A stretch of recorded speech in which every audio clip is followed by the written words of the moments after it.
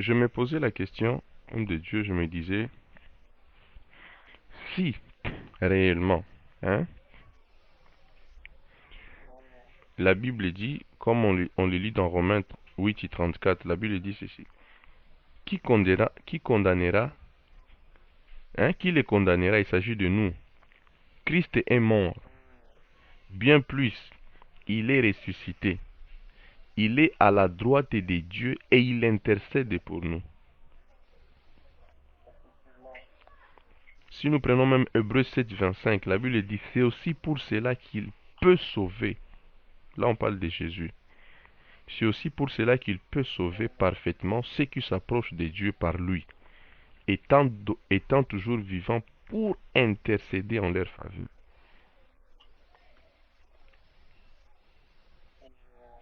Alors, je réfléchissais, je me disais, bon, comment est-ce possible que nous puissions vivre dans des moments difficiles pendant que Jésus intercède pour nous? En soi, quelle est la prière qu'il fait pour nous si il intercède pour nous? Quelle est la chose qu'il demande à Dieu chaque jour? Parce que nous avons toujours des problèmes et on ne sait pas à quoi nous sert cette intercession. Si réellement anakuwa tombea vinini. Et puis lui, il n'est pas loin. On dit il siège à la droite du Père. Pas trop couillé sous l'intercession de Jésus. Il siège à la droite du Père. Donc, déjà si on peut parler géographiquement ou en termes de localisation, il est à la bonne position pour être écouté. Et depuis la position de la droite du Père, le Fils intercède pour nous. Mais, jusque-là, nous avons des problèmes. Qu'est-ce qu'il demande à Dieu?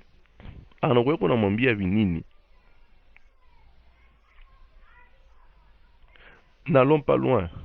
Revenons même à Romains qu'on a lu par rapport à ce qu'on dit que nous ne savons pas prier. On ne refuse pas. Les disciples de Jésus ne sont-ils pas venus pour dire à Jésus, apprends-nous à prier, comme Jean l'a appris à ses disciples? Et puis la Bible vient nous dire ici, de même nous aussi, l'Esprit nous aide dans notre faiblesse, car nous ne savons pas ce qu'il nous convient de demander dans nos prières. Donc, une fois nous venons en prière, homme de Dieu, nous avons déjà notre liste de requêtes, mais nous ne savons pas ce qu'il nous convient de demander. Quand bien même la Bible dit demandez tout ce que vous voulez, dans le tout là, nous ne savons pas qu'est-ce qu'il faut mettre dans le tout. C'est ce que la Bible dit, non? Si vous croyez à mon nom, demandez tout ce que vous voulez, cela vous sera donné. Même le tout là a un critère qu'on ne sait pas.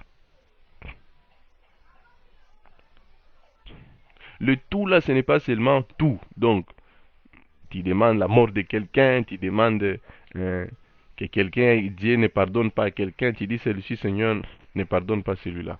Seigneur, celui-ci rend le fou. Dans le tout là, il y a aussi un critérium que nous ne savons pas.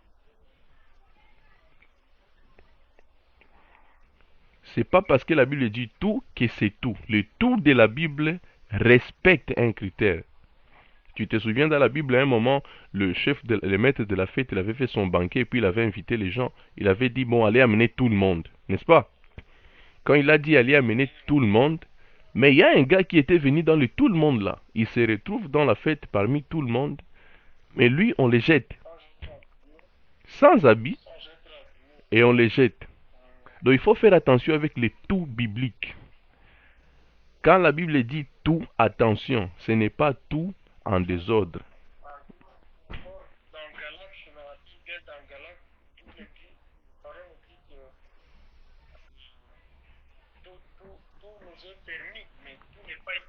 Voilà. Donc, tout nous est permis, mais tout n'est pas utile. Donc, quand la Bible parle de tout, c'est une notion très compliquée. Il faut faire très attention parce qu'il y a des critères dedans. Tu vois, les types là étaient venus à la fête, on a dit amenez tout le monde, vous allez trouver. Lui aussi, il vient d'aller tout le monde là. Innocent, Valimouita. Mais il arrive là-bas, on lui dit dans le tout, on avait besoin d'un tout qui se comporte comme ça. Et on l'a jeté. C'est pourquoi, quand même la Bible dit demandez tout ce que vous voulez, cela vous sera donné. Faites attention avec le tout là. Ce n'est pas un tout désordonné. Tu vas dire, la Bible a dit demandez tout ce que vous voulez, alors je demande que les frères de mon voisin meurent. Ça fait partie de tout.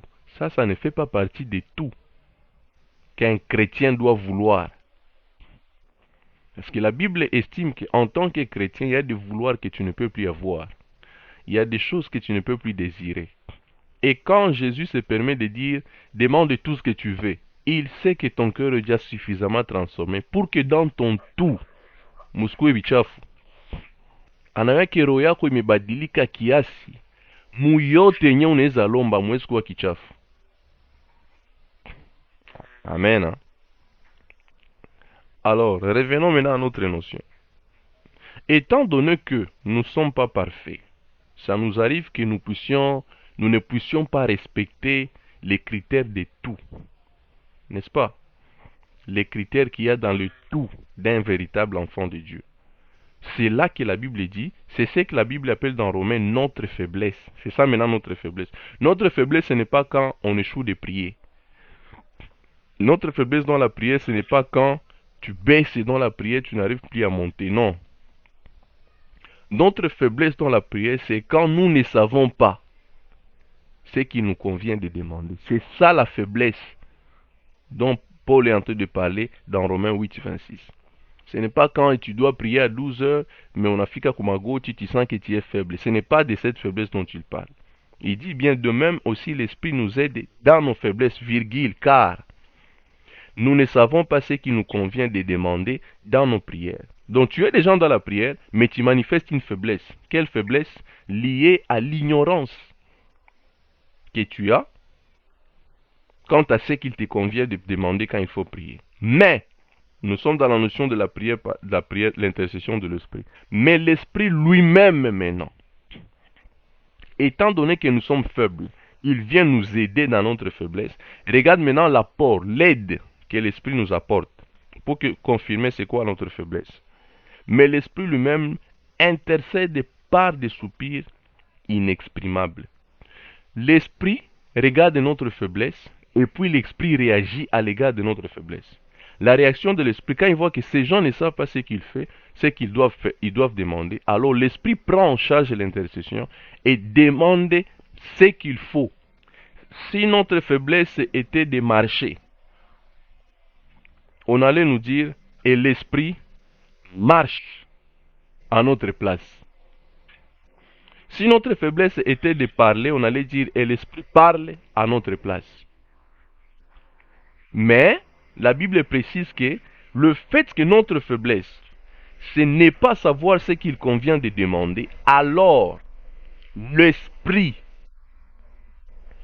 intercède pour nous par des soupirs inexprimables. Amen. Alors, je voulais tirer une autre précision ici dans Romains 8, 26, toujours où nous sommes, dans l'intercession de l'Esprit. Le soupir inexprimable, homme de Dieu, ce n'est pas le parler à langue. Quand on dit de celui, il s'agit de l'Esprit. C'est lui qui sonde les cœurs, donc, où les anaï jouent mioyo. Quand on parle de cœur, ça signifie les cœurs des hommes. Connaît quelle est la pensée de l'Esprit, l'Esprit à majuscule, l'Esprit Saint donc, ou son Esprit à lui-même, Donc, ou l'esprit lui-même en fait. Celui qui sonde le cœur connaît quelle est la pensée de l'esprit. On peut me dire sa pensée.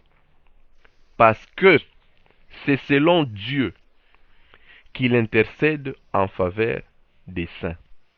Donc, le soupir maintenant que je suis en train de vouloir expliquer ici, ce n'est pas le parler à langue, parce que c'est une prière que c'est pas que l'homme le fait, non.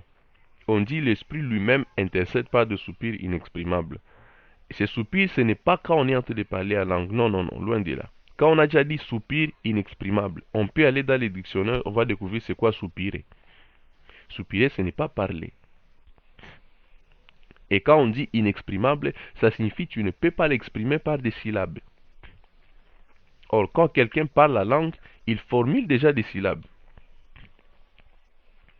Et donc, le soupir inexprimable, c'est peut-être probablement ce que Anne faisait.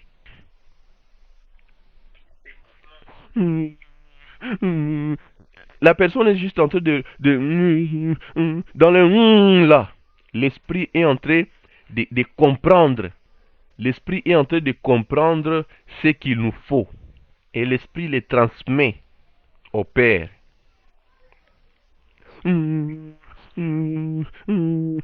Tu n'arrives plus, c'est inexprimable. Tu soupires du fond de ton cœur. Maintenant, quand il faut exprimer ça, il n'y a pas moyen.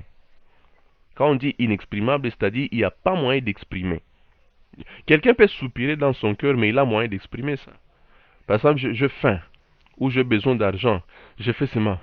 Ah! Et puis on te dit, frère, quoi? Tu dis, j'ai besoin d'argent. Tu exprimes ce que tu as soupiré. N'est-ce pas? Mais il y a d'autres, hein? Il y a d'autres degrés de blessures et de chocs qu'on a du mal à expliquer, homme de Dieu. Moyo iko inavunjika kiasi wakakuuliza ni nini. Hautaweza. On te donne un dictionnaire pour t'aider à formuler une phrase qui va expliquer le soupir que tu as. Tu échoues. On te dit, mais tu es un licencié. Comment tu ne parviens pas à nous dire par la bouche ce que tu ressens? Tu échoues. Là, dans ce moment-là. Où tu as des douleurs, mais tu ne sais pas qu'est-ce qu'il faut, tu ne sais pas qu'est-ce qu'il faut demander à Dieu pour qu'il t'exauce.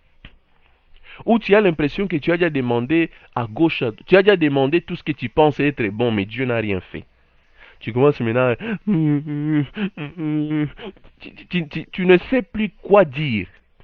Tu ne sais pas ce qu'il te convient maintenant de dire. Tu faiblis, tu parais maintenant faible. À ce moment, dans ce soupir-là, l'esprit vient intervenir. La Bible dit dans Romains 8, 34 et dans Hébreux 7, 25,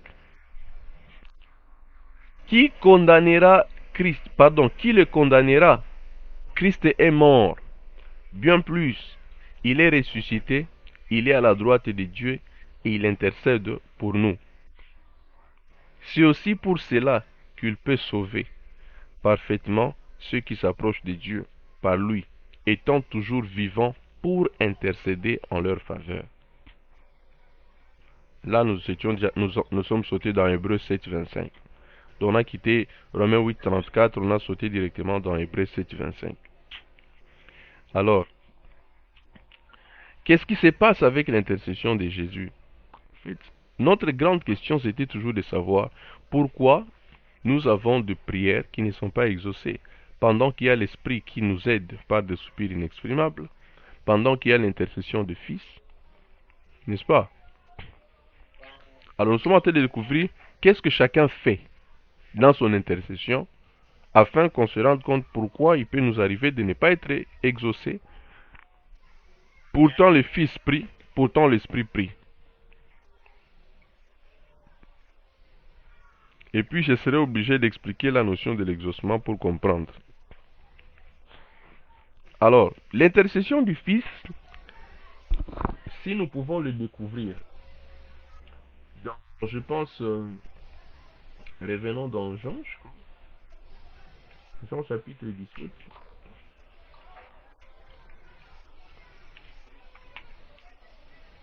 On est ensemble. Jean 17, je crois que c'est la prière sacerdotale.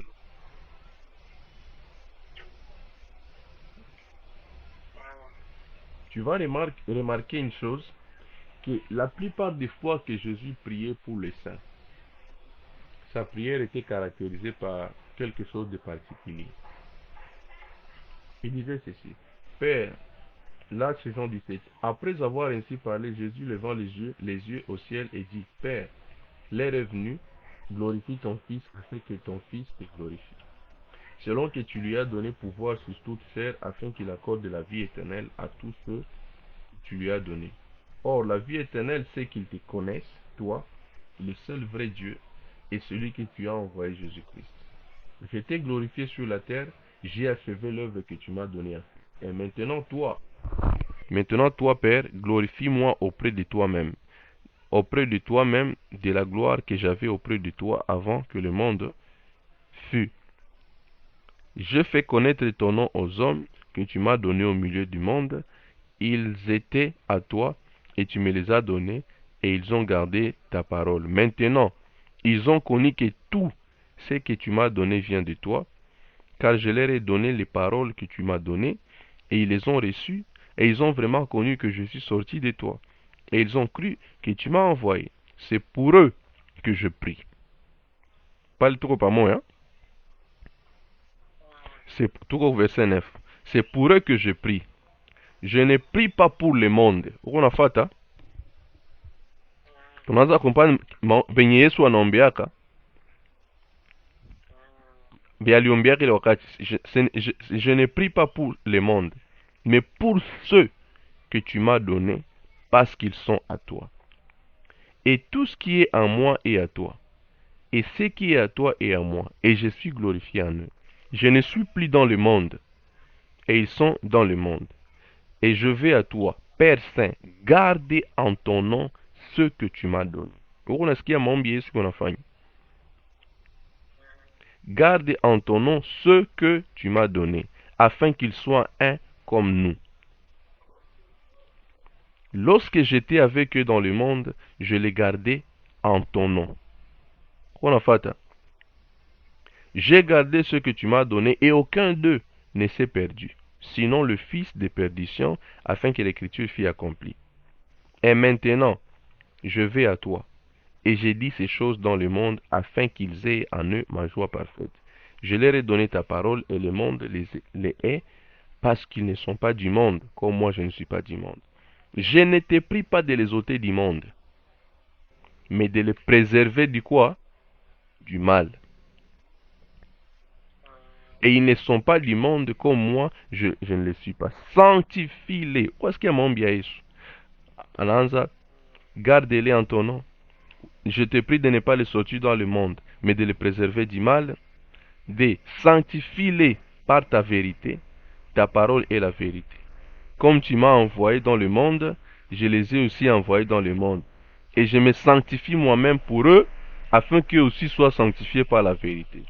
Ce n'est pas pour eux seulement que j'ai pris, mais encore pour ceux qui croiront en moi par leurs paroles. Donc, quand on devient chrétien, on bénéficie, il y a déjà une intercession qui est preset. Il y a un default intercession waiting for every new believer.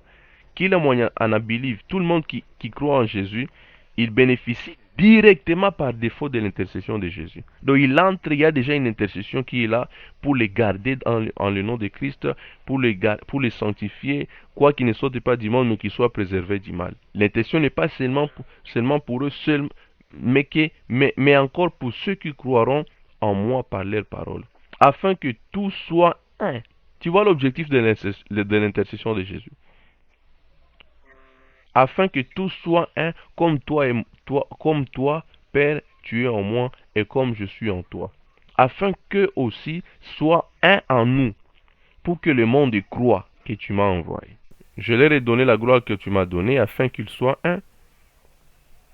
Qu'on a fait, hein? Que tu m'as donné, afin qu'ils soient un, comme nous sommes un. Moi en eux, et toi en moi, afin qu'ils soient parfaitement un. On en a dit sur ce qu'on a insisté. Et que le monde connaisse que tu m'as envoyé, et que tu les as aimés comme tu m'as aimé. Père, je veux que là où je suis, ce que tu m'as donné soit aussi avec moi, afin qu'ils voient ma gloire, la gloire que tu m'as donnée, parce que tu m'as aimé avant la fondation du monde.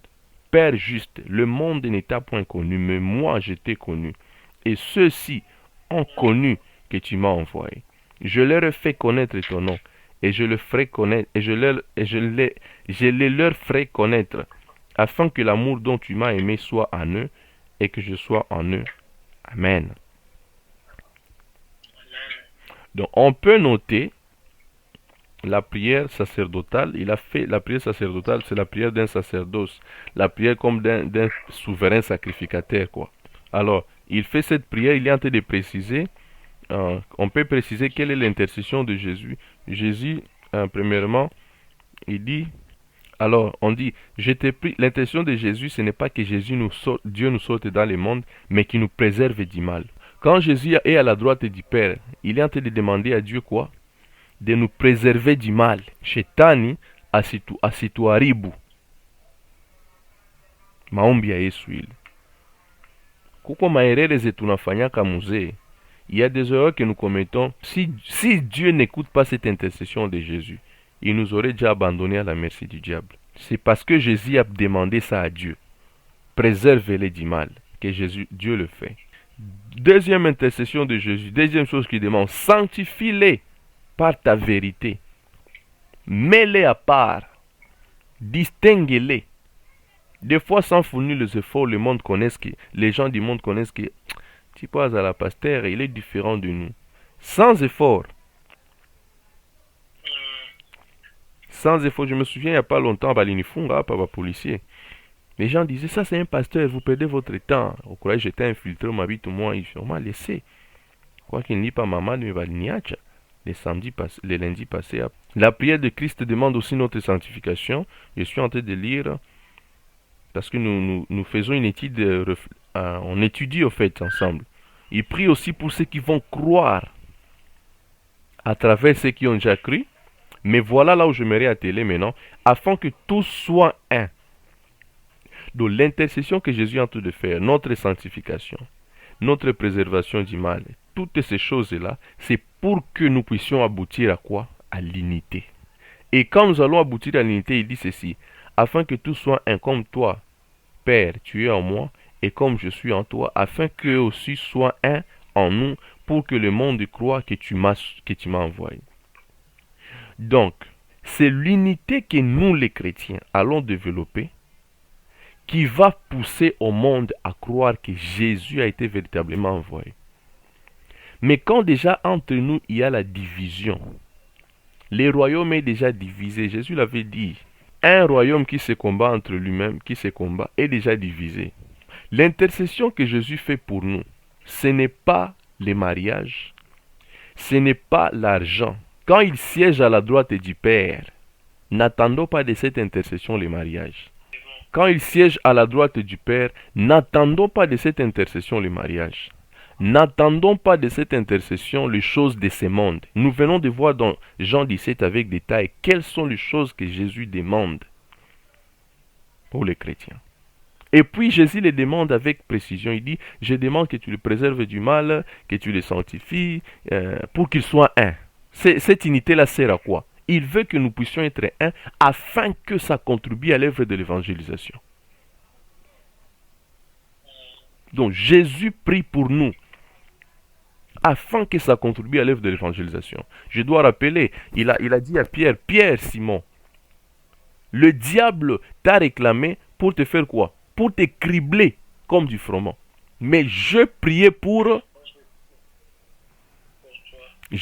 toi, afin que quand tu seras fort ou grand, que tu affermisses les autres. Tu sens le genre de prières que Jésus fait pour nous. Tu sens le genre de prières que Jésus fait pour nous. Ce sont des prières pour nous préserver du mal. Ce sont des prières pour nous garder. Ce sont des prières, une fois que Pierre sera gardé, il va aussi faire quoi? Fortifier les autres. Ça, ce n'est pas l'œuvre matérielle, ce n'est pas chose de ce monde. C'est question de notre éternité. Alléluia. Oh, Karabashata. Kandalabushateyama. C'est lié à notre éternité. Christ, l'intercession de Christ, c'est lié à notre éternité. Lisons enfin, il est en train de dire, Seigneur, Père, là au verset 24e, Jean 17, il dit, Père, je veux que là où je suis, ce que tu m'as donné, ce gens que tu m'as donné, soit aussi avec moi. Je veux, il manifeste à Dieu, il dit, je veux enfin que ces gens soient avec moi là où je serai. Nous sommes en train de comprendre l'intercession que Jésus, quand on dit, il siège à la droite du Père, il intercède pour nous. On sait de quoi, on sait qu'est-ce qu'il est en train de demander à Dieu pour nous. Il veut que nous puissions être préservés du mal, sanctifiés par la parole, pour que ça aboutisse à l'unité parmi les chrétiens et que cela concourt à l'intérêt de l'œuvre de l'évangélisation. Pour que le monde sache, pour que le monde découvre que Jésus a été envoyé de Dieu. C'est lu dans Jean 17. Donc déjà, homme de Dieu, quand nous sommes en train de lire que Jésus siège à la droite du Père en train d'intercéder pour nous, nous pouvons déjà sortir l'équivoque de savoir pourquoi nous souffrons pendant que Jésus intercède pour nous. Non. On sait déjà qu'est-ce que Jésus demande. Jésus ne demande pas pour nous les choses de ce monde. Il demande pour nous la vie éternelle. Il insiste, quoi qu'il est déjà mort, il continue à prier, préservez-les, qu'ils soient un, afin que ça aboutisse à la compréhension que tu m'as envoyée. Il est toujours intéressé par l'œuvre qu'il a faite à la croix. Jésus n'a pas dit, bon, je suis déjà mort à la croix, ça suffit. Non, il continue à prier pour que le monde comprenne. Il continue à prier, il n'a pas dit, ah, j'ai déjà fait l'essentiel, je suis mort à la croix et bon, c'est fini, maintenant le reste est là, les évangiles sont sur la terre, ils vont comprendre. Il dit, non, non, non, non, non. Il est à la droite du Père et il continue à prier. Que nous puissions être préservés du mal, que nous puissions être sanctifiés par la parole de Dieu et que le monde découvre que Jésus est envoyé de Dieu. Donc, quand nous prions pour l'évangélisation, sachons que Jésus lui-même continue à faire cette prière. L'agneau de Dieu règne. Ouf, un jour je verrai Jésus face à face. Je le crois bien. Je le crois bien. Donc, l'intercession de Christ, voilà ce que ça demande pour nous. Il prie pour le chrétien et pour ceux qui vont croire après. L'intercession de l'Esprit, on en a parlé. Ça intervient dans nos faiblesses. Ce n'est pas le parler à langue, j'insiste. Ce n'est pas le parler à langue. Parce que le parler à langue, c'est une expression. Alors, notre intercession, c'est que nous faisons nous-mêmes. Quoique dans tout ça, il y a l'intervention de l'Esprit, il y a les canaux de Jésus qui nous a déjà fait des fils, et ça nous donne directement accès à Dieu. Alors, nous prions par l'Esprit. Nous prions par l'Esprit en faisant toutes sortes de prières. J'aimerais que nous puissions revenir à ces passages. C'était quoi encore, Éphésiens 6, 18. Faites en tout temps par l'Esprit toutes sortes de prières et des supplications. Veillez à cela avec une entière persévérance et priez pour tous les saints. Quand Jésus, ses disciples sont venus le voir, ils lui ont dit, homme de Dieu, je suis en train de confiner beaucoup de notions ensemble, que vous allez comprendre ça, parce que je suis en train de, normalement c'est un long enseignement, mais je vais tout mettre ensemble. J'estime que vous allez comprendre pour vouloir même développer ça. Alors, quand les disciples sont venus voir Jésus, ils lui ont dit, enseigne-nous à prier comme Jean l'a appris à ses disciples, n'est-ce pas? Et puis Jésus leur a dit, quand vous priez, dites notre Père qui est aux cieux, voilà. En fait, Jésus ne leur a pas donné la prière à faire. Il leur a donné les comment prier. Les disciples de Jean ne sont pas venus dire à Jésus, Donnez-nous la prière que nous devons commencer à faire pour que, comparablement à ce que Jean fait. Ils ont dit plutôt, enseigne-nous à prier comme Jean l'a enseigné à ses disciples. Il cherche un comme. Quand on parlait des comme en français, ça nous introduisait dans la notion des manières. Comment? On cherche la manière. Namna. Jinsi. Jésus n'a pas donné une prière à faire, mais il a donné un modèle, une manière de faire. Donc, toute est la prière de notre Père qui est aux cieux. Ce n'est pas une prière obligatoirement à faire, mais c'est une manière de prier. Toute cette prière, c'est une manière. Donc, quand on dit notre Père qui est aux cieux, tu peux faire ça comme une prière, mais toutefois, tu peux y trouver une manière. La manière qu'on peut déduire de dire notre Père, c'est de comprendre qu'il y a une relation, c'est-à-dire quand tu viens prier, viens à la manière d'un fils qui parle à son Père. C'est-à-dire au début de ta prière, viens avec la manière de notre Père. La manière de notre Père. Quand tu dis notre, ça veut dire il y a beaucoup de monde pour lequel tu pries. Notre, c'est-à-dire il a prié pour beaucoup de monde. Il a un Père de beaucoup de personnes. C'est-à-dire tu viens avec la manière d'une personne qui vient devant le Père de plusieurs. C'est-à-dire tu viens comme un intercesseur devant ton Père. Notre, c'est toi qui pries, mais tu dis notre. C'est-à-dire tu parles à la place de plusieurs personnes, n'est-ce pas? C'est une manière. Il faut réfléchir sur chaque manière qu'il y a dans chaque phrase. C'est ce que Jésus a enseigné aux disciples. Notre Père. Quand le frère Grâce vient, lui qui est le fils aîné, il dit notre Père. Ça veut dire tu parles au nom de tous tes petits frères. Tu parles au nom de tous tes petits frères, mais devant ton Père. C'est la manière, en fait. Jésus donnait une manière de prier. Et c'est ce qu'il essaie d'offrir à ses disciples. Quand ici, vous voyez comment les autres gens priaient. Mais comment? Ok. Parce que Jésus lui-même, si c'était ça la stratégie, il n'a jamais prié la prière de notre Père qui est aussi. Si c'était ça la prière à faire, il n'a jamais fait. À la croix, il a dit, Père, pardonne-leur, car ils ne savent pas ce qu'ils demandent, ce qu'ils font. Quand il fallait ressusciter Lazare, il a dit, Père, moi je sais que tu m'exauces toujours. Donc c'est une autre manière, non. Amen, hein? Amen. Alors, il y a des sortes de prières, mais Jésus nous a donné une seule manière de prier. La manière de notre Père, mais il y a toutes sortes de prières que nous pouvons faire dans la manière de notre Père. Amen. Hein? Donc la prière de notre Père, c'est juste une manière. Ce sont des attitudes qu'on doit développer. Mais il y a plusieurs sortes de prières. C'est ce que Paul est en train maintenant de nous dire ici. Faites, il dit, verset 18, il dit,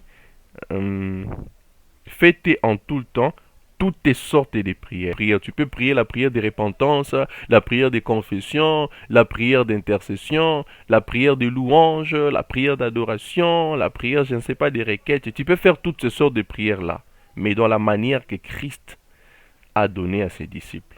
Je crois que c'est très édifiant. Et c'est ce que nous devons faire.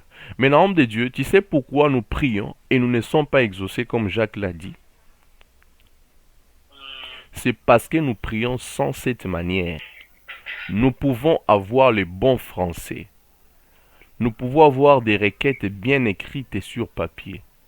Mais la manière, c'est un état de cœur. La manière, c'est un état d'esprit. Quand tu pries avec une manière qui ne correspond pas à la manière que Jésus a donnée à ses disciples, tu pries déjà pour satisfaire à la chair. Parce que la chair et l'esprit n'auront jamais la même manière. Et c'est ce qui fera à ce que la plupart de nos prières restent dans le chaos. Et puis, j'aimerais maintenant préciser, ce n'est pas à une prière qui est faite sans manière que le Saint-Esprit vient au secours. Ça, c'est très très important. Est-ce que vous m'entendez, homme de Dieu?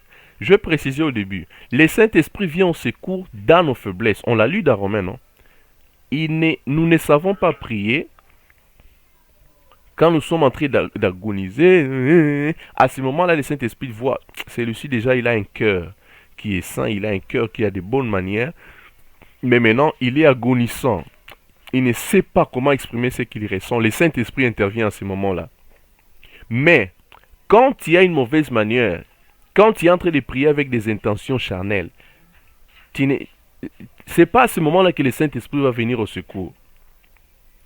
Le Saint-Esprit vient au secours quand d'abord ton cœur est bien.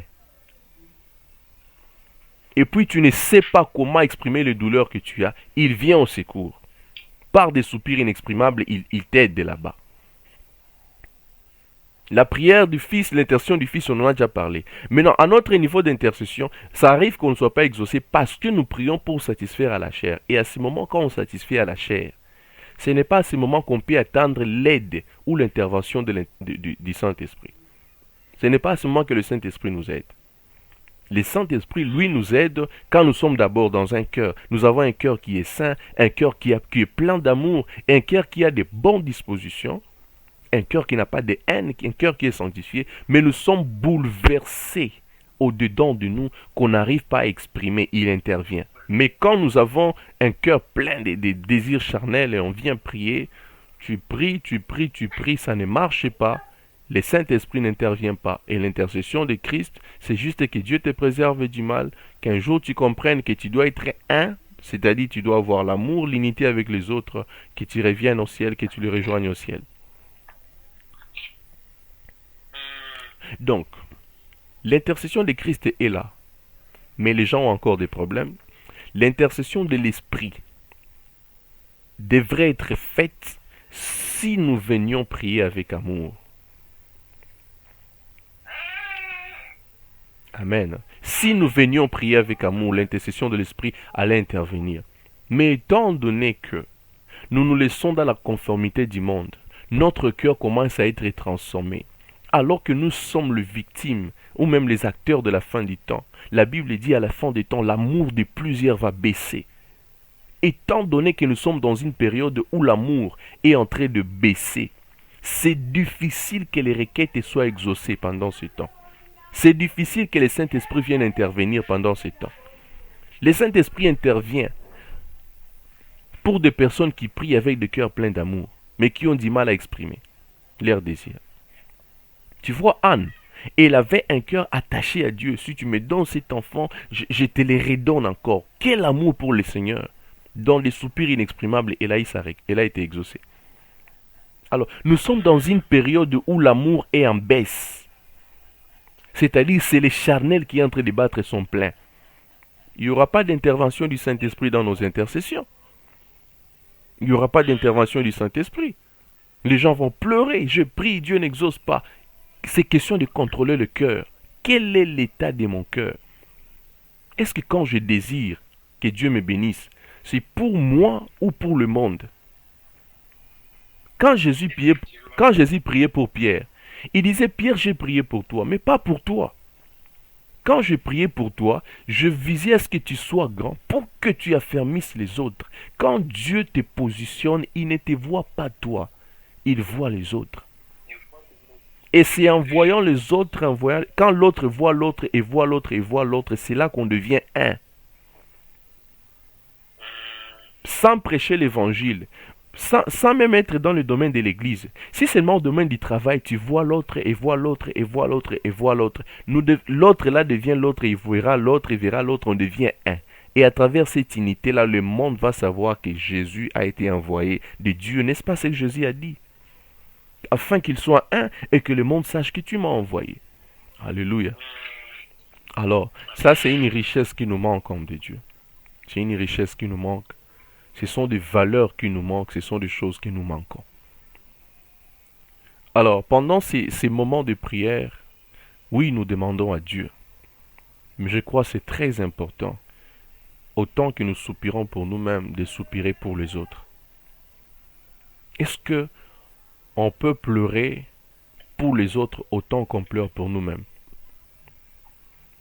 Est-ce qu'on peut dire à Dieu, Seigneur, souviens-toi de tel autant que tu te souviens de nous? L'intercession a une forme d'accélération, d'exaucement que je ne comprends pas. Je crois que prochainement, on va parler de la notion de l'exaucement. La Bible dit, Job, Dieu les rétablit quand il pria pour ses amis. On dirait Dieu n'attendait que ça. On dirait que Dieu n'attendait que Job comprenne ses principes. Il dit, waouh, il a compris. Dieu, il y a des fausses intercessions où tu pries pour les autres pour que Dieu te bénisse. Non, je ne parle pas de cette formule-là. Je parle d'un cœur qui est juste rempli d'amour, qui dit que Dieu m'exauce ou pas, je veux d'abord, je veux quand même que les gens soient bénis. Je ne parle pas de la formule où dit, et comme il cope, alors que je passe par là pour que Dieu exauce. Ça peut marcher, mais ce que je cherche, c'est que nos cœurs considèrent les autres avec plus de valeur que nous, comme la Bible l'a dit, dans Philippiens chapitre 2, si j'ai bonne mémoire. Oui, Seigneur, j'ai besoin de me marier. Pourquoi? Pour que ma vie spirituelle soit stable et que je sois une bénédiction pour plusieurs. Je dois définir cette raison vraiment dans mon cœur. Ça doit battre son plein. Les raisons de pleurer devant Dieu doivent bénéficier, doivent apporter un profit aux autres. Pourquoi vous cherchez le travail, homme de Dieu? Pourquoi vous cherchez ceci? Pourquoi vous cherchez cela? Est-ce que vous voyez les autres? Ce manque d'amour fait à ce que le Saint-Esprit n'intervienne pas quand nous échouons de prier. Quand nos cœurs n'ont pas de bonnes manières, le Saint-Esprit n'intervient pas jusqu'à ce qu'on va comprendre, jusqu'à ce qu'on comprenne que c'est important d'avoir des dispositions de notre Père. Quand tu dis notre pendant que tu es seul, quand tu dis notre Père pendant que tu es seul à genoux, Dieu dit, celui-ci dit notre Père, c'est-à-dire il considère les autres derrière lui. Alors il est là, il t'écoute. Alléluia. Alléluia. Je crois que nous pouvons prier. Nous pouvons prier encore, mais nous allons vérifier nos attitudes maintenant. Avec toutes ces trois notions que nous venons d'expliquer, nous allons juste expliquer nos attitudes et demander au Saint-Esprit de nous donner d'adopter l'attitude que Christ a communiquée à ses disciples. Que ça ne soit pas juste une formule, une simple formule. Seigneur, pourtant j'ai prié pour les gens dans l'intercession là. Seigneur, on était dans un moment de prière, mais j'ai prié pour les gens, pourquoi moi tu ne m'exauces pas? C'est comme si tu fais ça comme une formule pour tromper Dieu. Dieu sait que ton cœur n'a pas l'amour. Ce n'est pas en faisant une formule qu'il va t'exaucer. Non. Il voit tout. Il sait que tu voulais le manipuler. Dieu, il n'y a pas de formule qui attire Dieu comme la transformation du cœur. Alléluia. Il n'y a pas de formule qui attire Dieu comme quand on laisse notre cœur être brisé et transformé. Il sait qu'en priant pour les autres, tu le visais. Mais c'est beaucoup mieux si tu peux t'asseoir à chercher les brisements et la restauration du cœur pour avoir un cœur qui aime véritablement.